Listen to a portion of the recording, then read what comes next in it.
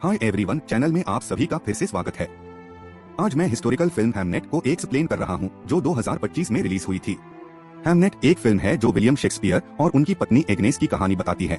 यह फिल्म निजी दुख और कलात्मक रचना के बीच के गहरे रिश्ते को दिखाती है। अगर आपको यह वीडियो पसंद आए तो सब्सक्राइब करना, लाइक करना और शेयर करना मत भूलिए। चलिए अब कहानी शुरू करते हैं।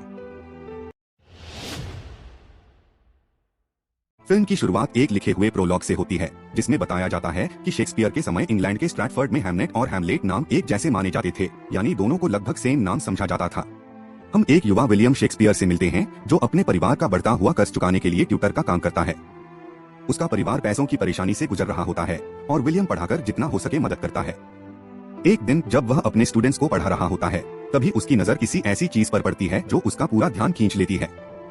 दूर उसे एक जवान औरत दिखती है जिसका नाम एग्नेस हथावे है। उसने बाज पालने वाला ग्लोव पहना हुआ है और वह एक हॉक को बुलाती है। बहुत ही स्किल के साथ वह हॉक को बुलाती है और वह बर्ड सीधा आकर उसके हाथ पर बैठ जाता है। विलियम और एग्नेस की कुछ पलों के लिए नजरें मिलती हैं जो बहुत मीनिंग भरा होता है, लेकिन फिर विलियम को अपने स्टूडेंट्स के साथ वहां से जाना पड़ता है। बाद में विलियम की माँ मेरी शेक्सपियर उसे एग्नेस के बारे में गाँव में चल रही अफवाहों के बारे में बताती है। गांव वालों के अनुसार एग्नेस की माँ एक जंगल की विच थी जिसने उसे जड़ी बूटियों और रहस्यमय नॉलेज सिखाई थी। ये बातें सच हैं या सिर्फ गांव की सुपरस्टिशन, यह साफ नहीं है, लेकिन इन अफवाहों की वजह से एग्नेस की एक अलग रेपुटेशन बन गई है। इन वार्निंग्स के बावजूद विलियम एग्नेस को ढूंढने जाता है। जब वह उसे मिलता है तो उसके माथे पर एक चोट लगी होती है। एग्नेस अपने हर्ब्स और हीलिंग के ज्ञान से उसके जख्म का इलाज करती है। यह दिखाता है कि उसने अपनी माँ से प्रैक्टिकल स्किल्स सीखी हैं। उसका नरम बर्ताव और उसका ज्ञान विलियम को बहुत इम्प्रेस करता है। एग्नेस अपना ज्यादातर समय स्ट्रैटफर्ड के आसपास के जंगल में बिताती है जहां एक रहस्यमय गुफा है जो उसके लिए बहुत खास लगती है। वह उस जगह की तरफ खींची चली जाती है क्योंकि वहां उसे शांति और जुड़ाव महसूस होता है जो उसे शहर में नहीं मिलता। विलियम जंगल में एग्नेस से मिलने जाता है, उसे उसकी अपनी नेचुरल जगह में ढूंढता है। जब एग्नेस उससे एक कहानी सुनाने को कहती है तो विलियम उसे प्राचीन ग्रीक कहानी ऑर्फियस और यूरिडिस के बारे में बताता है। यह कहानी एक ऐसे म्यूजिशियन की है जो अपनी मरी हुई पत्नी को वापस लाने के लिए अंडरवर्ल्ड तक चला जाता है। एग्नेस इस कहानी से बहुत खुश हो जाती है और विलियम की स्टोरी टेलिंग की कला से मंत्रमुग्ध हो जाती है। इस जंगल की मुलाकात के दौरान एग्नेस कुछ अलग करती है। वह विलियम का हाथ पकड़ती है और उसे ध्यान से देखती है, खासकर उसके अंगूठे के नीचे वाले हिस्से को। इस तरीके से वह उसका भविष्य बताती है। वह भविष्यवाणी करती है कि विलियम का आने वाला समय बहुत सफल होगा और वह ऐसी बड़ी चीजें हासिल करेगा जिनकी वह अभी कल्पना भी नहीं कर सकता। वह यह भी देखती है कि उसकी मौत के समय उसके पास 2 बच्चे होंगे, एक भविष्यवाणी जो आगे चलकर दुखद मतलब ले लेती है। विलियम और एग्नेस के बीच रिश्ता बहुत जल्दी गहरा हो जाता है। वे जंगल में ही अपना रिश्ता पूरा करते हैं और एग्नेस गर्भवती हो जाती है। जब उसके परिवार को बिना शादी के उसकी प्रेगनेंसी का पता चलता है तो वे बहुत नाराज हो जाते हैं। उस समय के सख्त सामाजिक नियमों के अनुसार एग्नेस का परिवार उससे पूरी तरह रिश्ता तोड़ लेता है और उसे घर से निकाल देता है। लेकिन उसका भाई बार्थोलोम्यू उसके साथ खड़ा रहता है और वादा करता है कि जब भी और जैसी भी मदद एग्नेस को चाहिए होगी वह हमेशा उसके साथ रहेगा। अब एग्नेस के पास जाने के लिए कोई और जगह नहीं बचती तो वह विलियम और उसके परिवार के साथ रहने लगती है। शेक्सपियर परिवार उसे अपने घर में जगह तो देता है, लेकिन हालात बिल्कुल भी आसान नहीं होते। विलियम की माँ उसके इस रिश्ते को लेकर उसकी आलोचना करती है, लेकिन विलियम हर हाल में एग्नेस के साथ अपना रिश्ता निभाने का फैसला करता है। विलियम और एग्नेस शादी कर लेते हैं जिससे सोसाइटी की नजर में उनकी प्रेगनेंसी और उनका रिश्ता जायज हो जाता है। जब एग्नेस के बच्चे को जन्म देने का समय आता है तो वह घर की बजाय जंगल में बच्चे को जन्म देना चुनती है। प्रकृति के बीच उस जगह जहां वह खुद को सबसे ज्यादा घर जैसा महसूस करती है, एग्नेस अपनी पहली बेटी सुसन्ना को जन्म देती है। डिलीवरी आसानी से हो जाती है और माँ और बच्ची दोनों पूरी तरह स्वस्थ होते हैं। लेकिन शेक्सपियर के घर में तनाव पैदा हो जाता है। विलियम के पिता जॉन शेक्सपियर बहुत ज्यादा मांग करने वाले इंसान हैं और अपने बेटे से सख्त उम्मीदें रखते हैं। जब विलियम मेहनत मजदूरी वाला काम करने से मना करता है और पढ़ाई व क्रिएटिव काम को चुनता है तो जॉन गुस्से और झुंझलाहट में उसे मारता है। विलियम भी पलटकर विरोध करता है और पिता बेटे के बीच टकराव और ज्यादा बढ़ जाता है।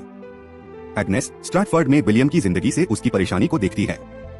वह लिखने की कोशिश करता है, लेकिन इस माहौल में उसे न तो जगह मिलती है और न ही इंस्पिरेशन। एग्नेस समझ जाती है कि स्ट्रैटफर्ड विलियम को वह सब नहीं दे सकता जिसकी उसे जरूरत है, इसलिए वह एक सुझाव देती है। वह कहती है कि उसका भाई बार्थोलोम्यू विलियम को लंदन भेजने में मदद करे ताकि वह थिएटर के काम में अपना करियर बना सके। लंदन वह जगह है जहां असली थिएटर की दुनिया बसती है, जहां राइटर्स और एक्टर्स अपनी पहचान बना सकते हैं। वह बार्थोलोम्यू से कहती है कि वह विलियम को स्ट्रैटफर्ड से बाहर निकलकर लंदन जाने में मदद करे। बार्थोलोम्यू कहता है कि एग्नेस के लिए बच्चे को पिता के बिना संभालना मुश्किल होगा, लेकिन एग्नेस उसे मना लेती है। यह विलियम के लिए अपने पिता की उम्मीदों से निकलने और अपनी असली राह खोजने का मौका होता है। विलियम इस योजना को मान लेता है और लंदन के लिए रवाना हो जाता है, एग्नेस और छोटी सुसन्ना को स्ट्रैटफर्ड में छोड़कर। यह जुदाई मुश्किल होती है, लेकिन दोनों मानते हैं कि यह अस्थायी है और विलियम के लिए खुद को साबित करने के लिए जरूरी है। विलियम के जाने के कुछ समय बाद एग्नेस फिर से गर्भवती हो जाती है। जब उसे दर्द शुरू होता है तो वह फिर से जंगल में जाकर बच्चे को जन्म देना चाहती है, क्योंकि उसे प्राकृतिक जगहें पसंद हैं। लेकिन विलियम का परिवार उसे रोक लेता है और जोर देता है कि वह घर के अंदर ही बच्चे को जन्म दे, जैसा कि आम रिवाज है। डिलीवरी बहुत मुश्किल और डरावनी होती है। एग्नेस जुड़वा बच्चों को जन्म देती है, एक लड़का और एक लड़की। लड़का हैमनेट बिल्कुल ठीक दिखाई देता है, लेकिन लड़की जूडीथ मरी हुई लगती है। वह न रोती है और न ही हिलती है, इसलिए परिवार मान लेता है कि वह मर चुकी है। लेकिन एग्नेस अपनी माँ की मौत को याद करते हुए और इस नुकसान को मानने से इनकार करते हुए जिद करती है कि उसे बच्ची को गोद में लेने दिया जाए, चाहे यह अंधविश्वास ही क्यों न हो कि मरे हुए बच्चे को छूना बदकिस्मती लाता है। परिवार मजबूरी में जूडीथ को एग्नेस को दे देता है। एग्नेस उस नन्हे शरीर को अपनी बाहों में लेती है और एक चमत्कार हो जाता है। जूडीथ होश में आ जाती है। जो बच्ची मरी हुई लग रही थी वह सांस लेने लगती है और रोने लगती है। एग्नेस की माँ जैसी इंस्टिंक्ट उसकी बेटी की जान बचा लेती है। कहानी 11 साल आगे बढ़ जाती है। विलियम लंदन की थिएटर दुनिया में सफल हो चुका होता है, वही सफलता हासिल कर लेता है जिसकी भविष्यवाणी एग्नेस ने की थी। लेकिन इस सफलता की एक कीमत भी होती है। वह कभी कभार ही स्ट्रैटफर्ड लौटता है, अपने बच्चों की जिंदगी के कई अहम पल मिस कर देता है। सुसन्ना, हैमनेट और जूडीथ अपने पिता की लगातार गैर मौजूदगी में एक दूसरे के बहुत करीब बड़े होते हैं। खास तौर पर हैमनेट और जूडीथ जुड़वा होने की वजह से एक दूसरे से बेहद जुड़े होते हैं। उनका रिश्ता आम भाई बहन से कहीं ज्यादा गहरा होता है। विलियम थोड़े समय के लिए लंदन से अपने घर वापस आता है। इस दौरान वह अपने बच्चों के साथ खेलता है और अपनी पत्नी के साथ अच्छा वक्त बिताता है। वह बच्चों के साथ हंसता खेलता है और ऐसे पल बनाता है जिन्हें वह लंदन में रहते हुए याद कर सके। हैमनेट, उसका सबसे छोटा बेटा, उसके साथ तलवार से खेलता है, विलियम से उसके काम के बारे में पूछता है और इच्छा जाहिर करता है कि वह भी उसके नाटक में एक्टर बनना चाहता है। हैमनेट के अंदर अपने पिता की थिएटर कंपनी में शामिल होने की गहरी चाह पैदा हो जाती है।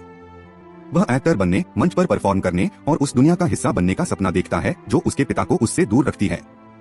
एग्नेस अपनी भविष्य को महसूस करने की क्षमता से हैमनेट से कहती है कि वह आगे चलकर बहुत आगे बढ़ेगा, जिससे उसके सपनों को उम्मीद मिलती है। इस समय के दौरान एग्नेस का प्यारा बाज, जिसे विलियम ने सालों पहले पहली बार उसे बुलाते हुए देखा था, मर जाता है। इस पक्षी की मौत एग्नेस को बहुत गहराई से प्रभावित करती है, क्योंकि यह बाज उसके लिए प्रकृति और आजादी से उसके जुड़ाव की निशानी था। वह पूरे सम्मान के साथ उस बाज को दफनाती है और बच्चों से कहती है कि वे उसकी आत्मा से अपनी इच्छाएं मांगे।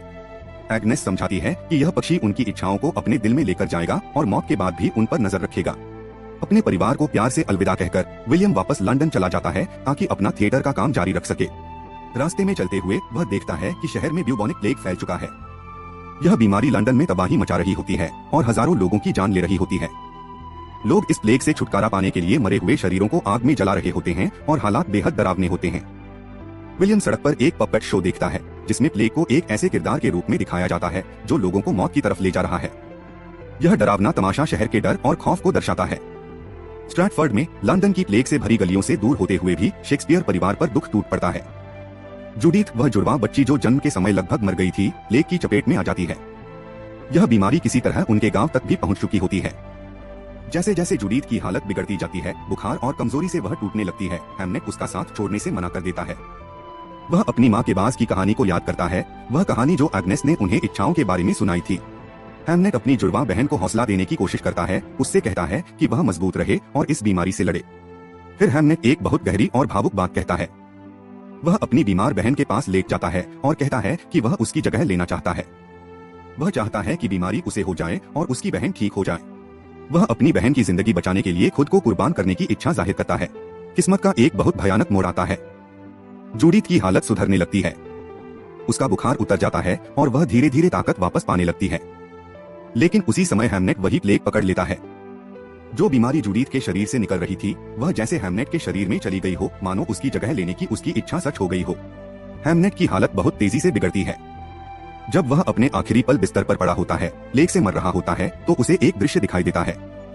वह खुद को एक मंच पर खड़ा देखता है, अपनी माँ को पुकारते हुए।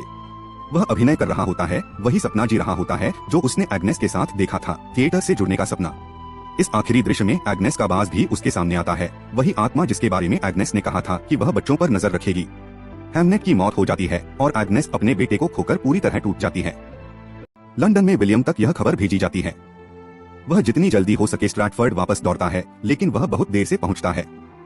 जब वह घर पहुंचता है तो वह देखता है कि हैमलेट को दफनाने की तैयारी के लिए सुलाकर रखा गया है। उसका बेटा जा चुका होता है और विलियम को अलविदा कहने का मौका भी नहीं मिलता। इस दुख का बोझ दोनों माता पिता के लिए असहनीय होता है, लेकिन हैमलेट की बीमारी और मौत के समय विलियम की गैरमौजूदगी एग्नेस और विलियम के रिश्ते को बुरी तरह तोड़ देती है। एग्नेस उसे माफ नहीं कर पाती कि वह वहां नहीं था, कि उसने अपने परिवार की जगह लंदन और थिएटर को चुना। विलियम खुद को भी माफ नहीं कर पाता। दोनों हैमलेट की मौत से अलग अलग तरीके से निपटने की कोशिश करते हैं, एक दूसरे को सहारा देने में असमर्थ रहते हैं। इस नुकसान से उनके बीच एक गहरी खाई बन जाती है, जिसे भरना नामुमकिन लगता है। विलियम शायद अपनी कमी पूरी करने के लिए या शायद अपने गुनाह का सामना न कर पाने की वजह से स्ट्रैटफर्ड का सबसे बड़ा घर खरीद लेता है। यह एक बड़ा कदम होता है जो उन्हें सुविधाएं तो देता है, लेकिन उनके दिलों के टूटने को ठीक नहीं कर पाता। इसके कुछ समय बाद विलियम फिर से लंदन चला जाता है और अपने थिएटर के काम में लग जाता है। जाने से पहले एग्नेस उसका हाथ उसी तरह पकड़ती है जैसे पहली मुलाकात में पकड़ा था और उसकी हथेली देखती है, लेकिन इस बार उसकी भविष्यवाणी अलग और डराने वाली होती है। वह विलियम से कहती है कि अब उसे उसके भविष्य में कुछ भी दिखाई नहीं दे रहा। जो दृश्य पहले उसे साफ दिखता था अब अंधेरे में चला गया है। लंदन में विलियम एक नया नाटक लिखना शुरू करता है जिसका नाम हैमलेट है। वह अपनी एक्टिंग कंपनी के साथ रिहर्सल करता है, लेकिन वह उनके प्रदर्शन से खुश नहीं होता। एक्टर्स में उसे वो जोश और गहराई नहीं दिखती जिसकी उसे जरूरत है। वे लाइंस तो बोल रहे होते हैं, लेकिन उनके पीछे का दर्द और भावना समझ नहीं पा रहे होते। एक दिन विलियम रिवर थेम्स के किनारे एक जेट्टी पर जाता है। वह पानी की तरफ झुककर नीचे गहराई को देखता है। इस मायूसी के पल में वह अपने नाटक का एक मोनोलॉग बोलता है, वही मशहूर स्पीच जिसमें वह जिंदगी के होने या न होने पर सवाल उठाता है। ये शब्द उसके अपने दुख और उलझन को दिखाते हैं कि इतनी बड़ी लॉस के बाद क्या जिंदगी को आगे बढ़ाना सही है या नहीं। वापस स्ट्रैटफर्ड में एग्नेस की सौतेली माँ जॉन को लंदन में होने वाले नाटक हैमलेट का एक प्लेबिल मिलता है। वह इसे एग्नेस को दिखाती है और इसी मौके पर उसे डांटती है। सालों पहले विलियम से शादी करने के फैसले पर ताना मारती है। जॉन कहती है कि अगर एग्नेस ने अलग फैसले लिए होते तो उसकी जिंदगी बेहतर होती, लेकिन एग्नेस अपनी सौतेली माँ को साफ जवाब देती है।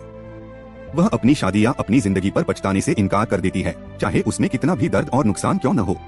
वह तय करती है कि उसे यह नाटक देखना ही होगा ताकि समझ सके कि विलियम ने उनकी साझा ट्रेजेडी से क्या बनाया है।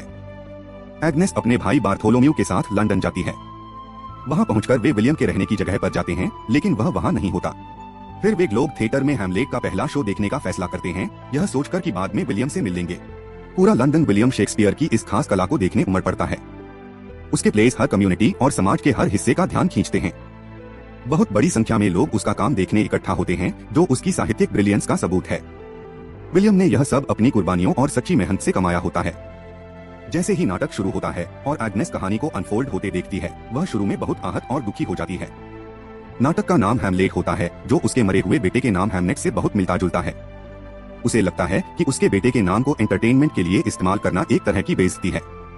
लेकिन तभी विलियम स्टेज पर आता है और हैमलेट के पिता के गोश्त का रोल निभाता है। यह कैरेक्टर एक मरा हुआ पिता है जो अपने जिंदा बेटे से बात करने की कोशिश करता है, मौत की दीवार के पार से उससे जुड़ना चाहता है। एग्नेस जब विलियम को यह रोल निभाते हुए देखती है तो उसे धीरे धीरे सब समझ आने लगता है। उसे एहसास होता है कि यह प्ले किसी तरह की बेइज्जती नहीं है, बल्कि हैमलेट को दी गई एक श्रद्धांजलि है। विलियम ने अपना सारा दुख, अपना गिल्ट और अपना प्यार इस नाटक में डाल दिया है। वह आर्ट के जरिए अपने मरे हुए बेटे से बात करने की कोशिश कर रहा है। हैमलेट को उसी एक तरीके से जिंदा रखना चाहता है जो उसे आता है। हैमलेट और उसके पिता के गोश्त के बीच का सीन एग्नेस की आंखों में आंसू ले आता है। वह कैरेक्टर के जरिए विलियम का दर्द और प्यार साफ देख पाती है, एक पिता की वो तड़प जो मौत के पार जाकर भी अपने बच्चे से बात करना चाहता है, उस बेटे से जो अब इस दुनिया में नहीं है। बैक स्टेज में विलियम ऑडियंस में एग्नेस को देख लेता है। अपनी पत्नी को उस प्ले को देखते हुए देखना जो उसने अपने बेटे के बारे में लिखा है, विलियम को अंदर से तोड़ देता है। स्टेज के पीछे खड़े खड़े वह रोने लगता है। वह न तो एक्टिंग जारी रख पाता है और न ही अपनी नजर हटा पाता है। वह स्टेज के साइड से एग्नेस को देखता रहता है और उसकी रिएक्शंस को महसूस करता है। प्ले आगे बढ़ता है और स्वॉर्ड फाइटिंग और एक्शन वाले सीन्स आते हैं। ये सीन्स हैमलेट के उस सपने को पूरा करते हैं जिसमें वह एक्शन रोल करना चाहता था और स्टेज पर परफॉर्म करना चाहता था। जिस तरह का एक्साइटिंग थिएटर उसने सोचा था, वह उसे अब मिल रहा है। जिंदगी में जो मौका उसे नहीं मिला, मौत के बाद वह स्टेज परफॉर्मेंस उसे मिल जाती है। फाइनल सीन में जब स्टेज पर कैरेक्टर हैमलेट मरता है तो एक खास पल आता है। एग्नेस अपनी सीट से आगे झुकती है और एक्टर के हाथ की तरफ अपना हाथ बढ़ाती है। यह जेस्चर ऑडियंस और परफॉर्मर के बीच की दूरी को पार करता है, लाइफ और डेथ के बीच, रियलिटी और आर्ट के बीच। यह वही पल याद दिलाता है जब सालों पहले फॉरेस्ट में एग्नेस ने विलियम का हाथ पकड़ा था और उसकी हथेली देखकर उसका फ्यूचर पढ़ा था। एग्नेस के इस जेस्चर से बाकी ऑडियंस भी इमोशनल हो जाती है और एक एक करके लोग भी स्टेज की तरफ हाथ बढ़ाने लगते हैं। पूरा थिएटर इस दुख और कनेक्शन के एहसास में एक हो जाता है। इसी पल एग्नेस को एक विजन दिखाई देता है। वह हैमनेट को स्टेज पर देखती है, बिल्कुल वैसा ही जैसे हैमनेट ने अपनी डेथ बेड पर देखा था। वह स्पॉटलाइट में खड़ा है, परफॉर्म कर रहा है। लेकिन अब विजन आगे बढ़ता है। हैमनेट का दुख खुशी में बदल जाता है। उसके चेहरे पर सच्ची मुस्कान आ जाती है। वह खुश है, पूरा महसूस कर रहा है, वही कर रहा है जिसका उसने सपना देखा था। फिर हैमनेट बैकस्टेज की तरफ गायब हो जाता है, एक ओपनिंग से जो उस मिस्टेरियस केव जैसी दिखती है जहां एग्नेस अक्सर जाती थी, वह जगह जहां वह ऑर्डिनरी दुनिया से कुछ अलग चीज से सबसे ज्यादा जुड़ी महसूस करती थी। ऐसा लगता है जैसे हैमनेट ने अपनी खुद की मैजिकल जगह पा ली है, अपनी खुद की इटर्निटी से कनेक्शन पा लिया है अपने पिता की कला के जरिए। हैमनेट की मौत के बाद पहली बार एग्नेस हंसती है और मुस्कुराती है। दुख खत्म नहीं हुआ है, लेकिन उसने लॉस और लव दोनों को एक साथ रखने का तरीका पा लिया है। उसने अपने बेटे को सम्मानित, याद किया हुआ और विलियम के महान काम के जरिए जीवित पाया हुआ देखा है।